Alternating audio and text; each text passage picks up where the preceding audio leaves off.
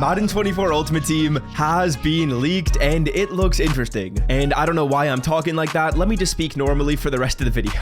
Now, Salsa family, and welcome back to another Madden 24 video. In this one, we're going to be going over 3 very important pieces of information which have recently been revealed or leaked by EA Sports. Now, the first thing we'll go over is the EA Sports blog, which they put out a couple days ago, and I'm sure most of you guys watching this video have already seen. So I'm not going to go through and necessarily overview all the changes a ton. Instead, what I'm going to do is offer my opinion and offer some analysis regarding how these are going to change Madden 24 in this coming year. Then next up, we'll take a look at MuttLeaks, which is a Twitter account that's leaked a couple pretty cool pieces of information that I think you guys will want to see for Madden 24. And then finally, we'll end this video off by briefly talking about some of the leaks that happened over on Twitter and on Twitch yesterday. Now, I'm not going to go through and put up any screenshots on the screen. I'm not even really going to go in depth into those leaks. I'm basically just going to give you an overall impression of what got leaked. Not going to talk about any of it in this video because the person that originally leaked these got their account deleted within 5 minutes. So I don't want that to happen to me. I'm not really going to be talking about these leaks in depth. EA Sports, if you're watching this video, we're literally not going to talk about what is in the leaks. Instead, I'm just going to overview what got leaked. So please don't take down my YouTube channel. I mean, if this is my last video, we might as well go out on a bang. Let's get 1,000 likes on this one. Nah, I shouldn't be doing that. I'm like guilt tripping you guys into like the video. If you want to like the video, that'd be awesome. Drop a comment as well. I reply to every single comment. And without further ado, let's get started.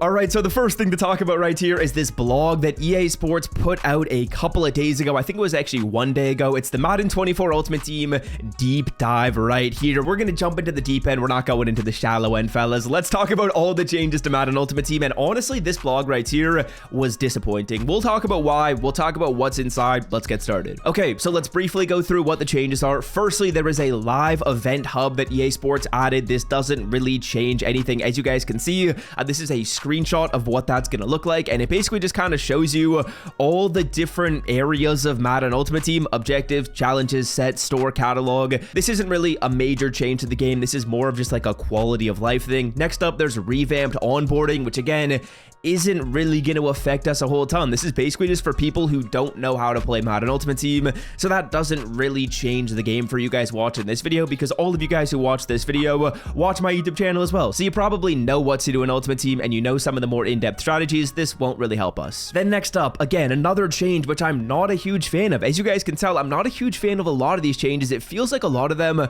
are a little bit unnecessary. This is an item catalog right here, which is cool. It basically is going to show you every card in Madden Ultimate Team, and then it's going to show you how you can obtain the card. So let's say, for example, they drop Team of the Week. Well, all those players will be added to this catalog, and you'll be able to go through here, filter down by the player, and then probably click X on the card to go to the auction block or figure out a way to do the set, which I guess is cool, but not really a big deal. Next up, there's also crossplay. We already know about that. So far, honestly, no changes that really change up the game mode. It's all quality of life stuff, and it feels like all this stuff is mainly for beginners, which of course, for those of you watching this video, those aren't the changes we love to see, because we're not necessarily beginners when it comes to Madden Ultimate Team. Then next up, they say economy changes across generation. This is basically saying that there is no longer going to be the same market for PlayStation 4 and PlayStation 5. So for those of you guys that are on old generation, honestly, too bad, because there's probably less people that are on old gen, which means for those marketplaces, they could end up drying up and get a little bit dead, which we don't really love to see. I'm not a huge fan of that change either. But then next up, they talk about starting overall right here. Let's go in depth on this point a little bit, because I think this is an important one. They're basically starting the overalls a lot lower this year. So champion players are going to be 87 overall cards. That means the champions in the first promo they release will be 87s. Aiden Hutchinson is an 87. Otherwise, core elites, the highest overall they are is 86s. Remember, last year, boys, core elites started at 88. So that is a lot lower than in past years. I believe last year, core elites were 88, and the first champions in the first promo were 89. So they've reduced everything by 2, and they've also reduced the stats on these cards a lot. I'm sure you guys have seen Xerxes' videos where he's been talking about all the core elite reveals, or you just saw them over on Twitter. Well, yes, EA Sports has been reducing overalls. They've been reducing stats. I'm a fan of that. I like that change. Then next up, for the competitive pass right here, they talk a lot about this, but they didn't really change it up a whole ton. It's still going to follow, I would suspect, a fairly similar progression method, in the sense that you progress through this field pass in the same way you would progress through the competitive field pass in Madden 23,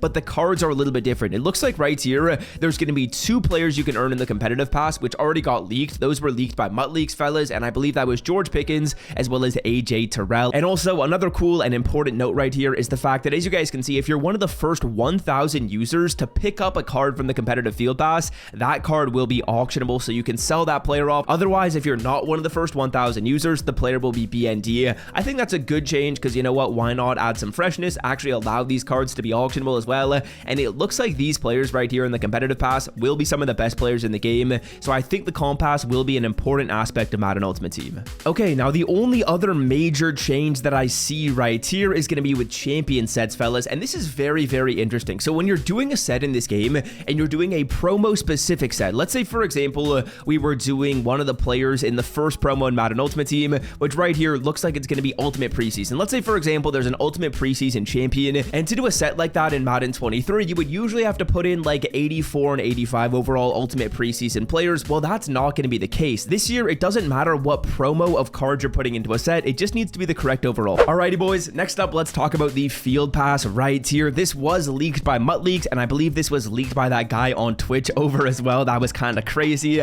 Basically the background story for how that works was yesterday there was someone streaming Madden 24 Ultimate Team over on Twitch, and one of my subscribers actually just tweeted me the link, so I was like, you know what, I'm gonna watch. I sent it to Xerxes as well, and then eventually there was like 800 people watching the stream. EA Sports very quickly took it down. I'm not going to talk about what was inside that stream. I'm not going to talk about any of the like overalls of players that got revealed, but I will say basically all the core elites he was showing off in there. He was showing off some sets, he was showing off some packs. Overall looked pretty good. Again, not going to talk about any specifics. I don't want my account getting in trouble, just kind of giving you guys some general information. All those things will be in Madden Ultimate Team if you guys couldn't already tell.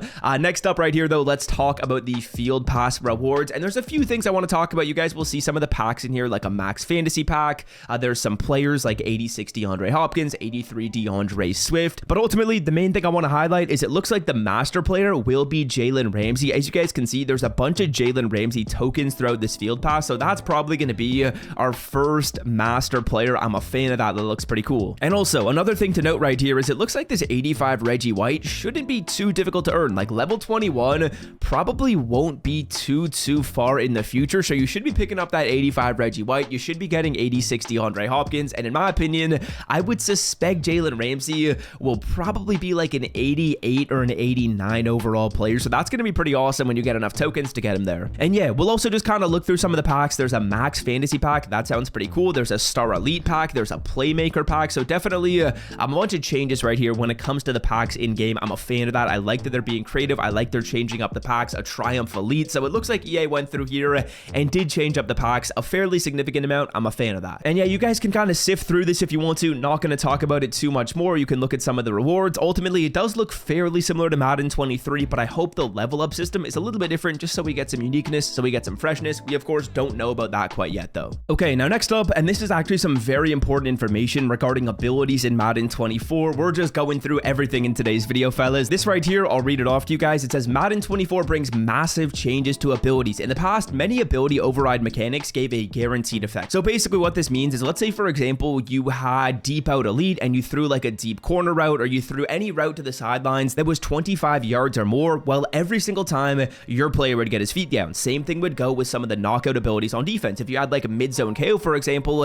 if it lit up, it was going to work every single time. Now they say in Madden 24 most of the ability overrides have been changed to chance based. So that means if you use an ability, it might not activate and it might not work every single time. They say paired with lower stats and boosts, this should bring more organic and balanced gameplay. So that basically tells me that abilities are going to be significantly less important in Madden 24. Now they're still going to be important, but this does add, I guess, a little bit more fluke to the game, and it does add the need to be a little bit more creative. Because say for example you're super reliant on one ability and you're throwing like the same route every single play, and you need that ability to work every single time. Well, it doesn't look like that's going to be the case. It looks like abilities aren't going to work every single time, and I think that's cool. I actually like that change to the game. I know a lot of people watching this probably won't like it. I would say for most of like the ultra competitive players, this isn't necessarily a good change, but I think for like the above average to average and below average Madden player, I think this is going to make the game a little bit more fun. I'm actually a fan of this change, but let me know what you guys think in the comment section. And yeah, this video is getting fairly long, so I'm probably going to call it right here. If you've enjoyed this video, be sure to leave a like. If you want to check out more Madden 24 content where I talk about how Madden might be playable on August 11th, I'm not sure if that'll work, but you guys can click right here if you want to check that out. out. And until next time, I'm out. Peace.